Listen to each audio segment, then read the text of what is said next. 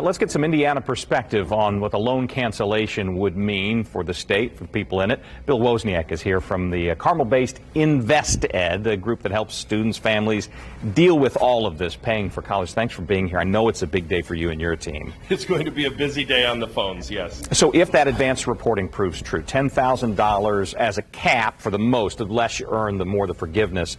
What's the early take on it? So obviously a lot of people interested and excited. The questions we're hearing is what types of loans will it pertain? Will it just be the federal loans? And then when you get into the federal loans, what type? Will it be the parent loans? Will it just be the traditional student loans? Will it be the graduate loans?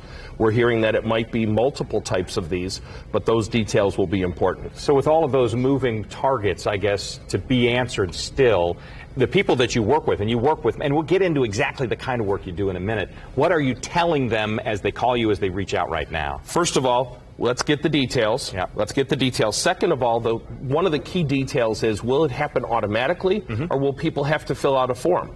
If they have to fill out a form, we'll have the answers of exactly how they do that, but we're waiting on those details. Your team every year does a survey. I spent some time looking at it this morning. Some interesting things sort of jumped out. We think of this as a student issue or a family issue. The survey makes clear that people across the state, whether they have any loans or not, clearly are concerned about this. Absolutely, because it affects what currently is held, but also going forward. So how does that impact when somebody in high school says, I'm thinking about going to college?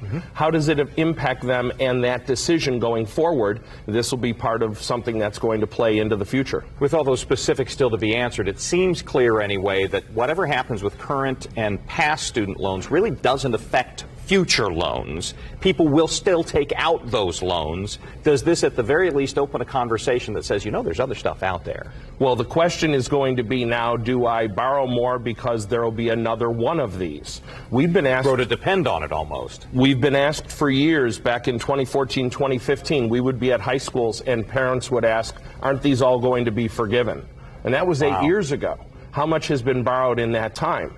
So now we'll get the question, 10,000 was forgiven. Now, if that comes to pass, what's the next one? And of course, we won't know that. When you have those conversations, is the loan the last item you reach to? Because you've got everything from work study to scholarships to grants. Would you prefer people not jump into this thinking, well, I've got to take a loan? We always start with every other bit of money. Grants, Pell Grant, O'Bannon Grant from the state, 21st Century Scholars, and institutional money from the colleges and universities. We work all the way down, and we attack the loan last. That said, people will still need to take loans at the end of all of this.